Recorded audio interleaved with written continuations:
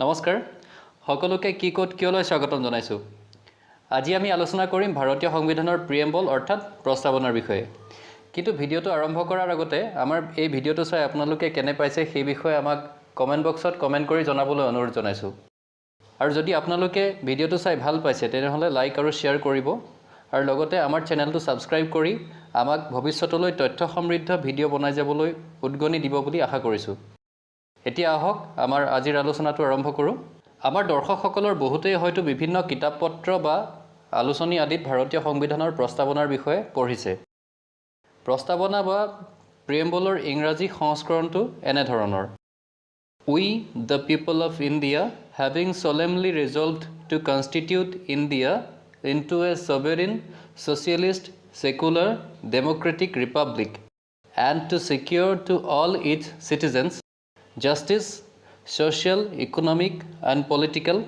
liberty of thought, expression, belief, faith and worship, equality of status and of opportunity, and to promote among them all fraternity, assuring the dignity of the individual and the unity and integrity of the nation. In our Constituent Assembly, this 26th day of November 1949, do hereby adopt, enact and give to ourselves this constitution. এতিয়া প্ৰশ্ন হল প্ৰিএম্বল বা প্ৰস্তাৱনা কি আৰু সংবিধানত ইয়াৰ প্ৰয়োজনীয়তা কি ভাৰতৰ সংবিধান প্ৰণয়ন সভাৰ এজন সদস্য স্যাৰ আল্লাদি কৃষ্ণস্বামী আয়াৰৰ মতে প্ৰস্তাৱনা হল ভাৰতৰ স্বাধীনতা আন্দোলনৰ মহান সংগ্ৰামীসকলৰ চিন্তা আৰু সপোনৰ বাস্তৱায়িত ৰূপ ভাৰতৰ প্ৰাক্তন মুখ্য ন্যায়াধীশ এম হিদায়াতুল্লাহৰ মতে প্ৰস্তাৱনা হল ভাৰতীয় সংবিধানৰ প্ৰাণ ই ভাৰতৰ ৰাজনৈতিক সমাজৰ ভেটিস্বৰূপ আনহাতে বিশিষ্ট সংবিধান বিশেষজ্ঞ ননী পালকিৱালাৰ মতে প্ৰস্তাৱনা হল ভাৰতীয় সংবিধানৰ আইডেন্টিটি কাৰ্ড সহজ ভাষাত ক'বলৈ গ'লে প্ৰস্তাৱনা হল ভাৰতীয় সংবিধানৰ পাতনি স্বৰূপ ভাৰতবৰ্ষৰ সংবিধানে গঢ় দিব বিচৰা ৰাজনৈতিক নৈতিক আৰু ধৰ্মীয় সমাজখনৰ ভেটি হিচাপে এই প্ৰস্তাৱনাই কাম কৰে এইখিনিতে এটা কথা আমাৰ দৰ্শকসকলক জনাব খুজিছো যে বিশ্বৰ সকলোবোৰ দেশৰ সংবিধানৰ আৰম্ভণিতে প্ৰস্তাৱনা বা প্ৰিএম্বল নাই আমেৰিকাৰ সংবিধানত প্ৰথমবাৰৰ বাবে এই প্ৰস্তাৱনাৰ ধাৰণাটো ব্যৱহাৰ কৰা হয় হেয়া 1787 চনৰ কথা ভাৰতীয় সংবিধানৰ প্ৰস্তাৱনাৰ আধাৰ হল পণ্ডিত জৱাহৰলাল নেহৰুৰ অবজেক্টিভ ৰিজলিউচন 1946 চনৰ 13 ডিসেম্বৰত নেহৰুৱে পাছ কৰা এই অবজেক্টিভ ৰিজলিউচনটোকে ভাৰতৰ সংবিধান প্ৰণয়ন সভাই 1947 চনৰ 22 জানুৱাৰীত এডপ্ট কৰি তাৰ কিছু সালসলনি ঘটাই প্ৰস্তাৱনা হিচাপে ভাৰতৰ সংবিধানত ঠাই দিলে এইখিনিতে এটা প্ৰশ্ন উঠিব পাৰে যে প্ৰস্তাৱনাই ভাৰতীয় সমাজ ব্যৱস্থাক কিদৰে প্ৰভাৱিত কৰিছে স্বাধীনতা ঘোষণাৰ পূৰ্বে 1946 চনৰ নৱেম্বৰ মাহত ব্ৰিটিছ চৰকাৰে স্বাধীন ভাৰতৰ শাসন কাৰ্য পৰিচালনা কৰিবলৈ সুবিধা হোৱাকৈ এখন সংবিধান ৰচনা কৰিবলৈ সংবিধান সভা বা কনষ্টিটিউয়েন্ট এছেম্বলি গঠন কৰি দিয়ে এই সংবিধান সভাই পণ্ডিত নেহৰুৰ অবজেক্টিভ ৰিজলিউচনকে ভেটি হিচাপে লৈ সংবিধানৰ খোদ গঢ় দিবলৈ চেষ্টা কৰিলে প্ৰস্তাৱনাই ভাৰতীয় সংবিধানৰ বিচাৰধাৰাক কেনেদৰে প্ৰভাৱিত কৰিছে হেয়া প্ৰস্তাৱনাটোৰ শব্দসমূহৰ বিশ্লেষণ কৰিলে আমাৰ দৰ্শকে বুজিব পাৰিব এতিয়া প্ৰস্তাৱনাটো আৰম্ভণি হৈছে এনেদৰে উই দ্য পিপল অফ ইণ্ডিয়া এই শব্দকেইটাৰে ইয়াৰ পৰা এটা কথা স্পষ্ট হৈছে যে ভাৰতীয় সংবিধানত সন্নিৱিষ্ট সকলোবোৰ ক্ষমতাৰ মূল উৎসটো হৈছে ভাৰতৰ জনগণ তাৰ পিছতে ভাৰত ৰাষ্ট্ৰৰ প্ৰকৃতিৰ বিষয়ে এই প্ৰস্তাৱনাটোৱে ইংগিত দিছে we the people of India having solemnly resolved to constitute India into a গতিকে আমি ভাৰতৰ জনসাধাৰণে ভাৰতবৰ্ষক এনে এখন ৰাষ্ট্ৰ হিচাপে গঢ় দিব বিচাৰিছো বা এনে এখন ৰাষ্ট্ৰ হিচাপে গঢ় দিবলৈ আমি দৃঢ় প্ৰতিজ্ঞ সেইটো কেনে ধৰণৰ ৰাষ্ট্ৰ হ'ব ভাৰতবৰ্ষ এতিয়া প্ৰথম ধাৰণাটো হৈছে সভেৰিন অৰ্থাৎ সাৰ্বভৌম ৰাষ্ট্ৰ তাৰ অৰ্থ হল ভাৰত ৰাষ্ট্ৰ অন্য কোনো ৰাষ্ট্ৰৰ ওপৰত নিৰ্ভৰশীল নহয় ই সম্পূৰ্ণৰূপে এক স্বাধীন ৰাষ্ট্ৰ হিচাপে পৰিচিত হ'ব প্ৰস্তাৱনাত উল্লেখিত দ্বিতীয় ধাৰণাটো হল সোশিয়েলিষ্ট এই শব্দটো 1976 চনৰ 42 সংখ্যক সংশোধনীৰ জৰিয়তে যোগ কৰা হৈছে এইখিনিতে এটা কথা উল্লেখ কৰিব লাগিব যে ভাৰতবৰ্ষৰ স্বাধীনতা আন্দোলনৰ প্ৰায় সকল আগশাৰীৰ নেতা সেই সময়ৰ USSR অৰ্থাৎ ইউনিয়ন অফ ছ'ভিয়েট ছ'চিয়েলিষ্ট ৰিপাব্লিকছৰ নীতিসমূহৰ দ্বাৰা প্ৰভাৱিত আছিল। সেয়ে ভাৰতবৰ্ষ স্বাধীন হোৱাৰ লগে লগে ভাৰত ৰাষ্ট্ৰক এখন সমাজবাদী ৰাষ্ট্ৰ হিচাপে গঢ় দিবলৈ তেওঁলোকে চেষ্টা কৰিলে। অৱশ্যে ছ'চিয়েলিজমৰ উল্লেখ সংবিধানত পোনপটীয়াকৈ কৰা হোৱা নাছিল। প্ৰথমবাৰৰ বাবে সেয়া 1976 চনৰ ইন্দিৰা গান্ধীৰ চৰকাৰে 42 সংখ্যক সংশোধনৰ জৰিয়তে ভাৰতীয় সংবিধানত ঠাই দিলে। তাৰ পিছৰ ধাৰণাটো হ'ল সেকুলাৰিজম বা সেকুলাৰ। এই শব্দটো 1976 চনত 42 সংখ্যক সংশোধনৰ জৰিয়তেহে যোগ কৰা হৈছিল। যদিও ভাৰতবৰ্ষই স্বাধীন হোৱাৰ পিছৰে পৰা কোনো ধৰ্মকে অফিচিয়েলি স্বীকৃতি দিয়া নাছিল, অৰ্থাৎ ভাৰতবৰ্ষ স্বাধীন হোৱাৰ পিছৰে পৰা এখন সেকুলাৰ কাণ্ট্ৰি আছিল, কিন্তু সেই ধাৰণাটোকে এক্সপ্লিচিটলি অৰ্থাৎ স্পষ্টকৈ ভাৰতীয় সংবিধানে স্বীকৃতি দিয়া নাছিল।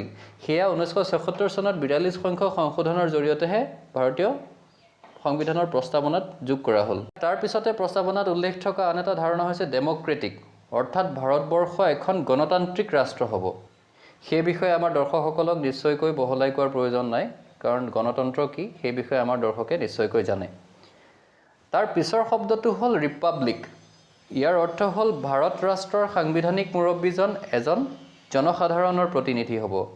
আমাৰ ভাৰতবৰ্ষৰ সাংবিধানিক মুৰব্বীজন হ'ল ৰাষ্ট্ৰপতি।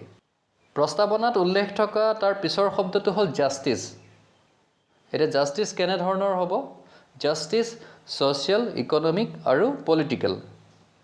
এতিয়া জাষ্টিছ অৰ্থাৎ ন্যায়, ভাৰতবৰ্ষৰ সংবিধানে এইটো স্বীকৃতি দিছে যে প্ৰতিজন ব্যক্তিৰে তেওঁৰ সামাজিক, অৰ্থনৈতিক আৰু পলিটিকেল ন্যায় সাধন কৰিব।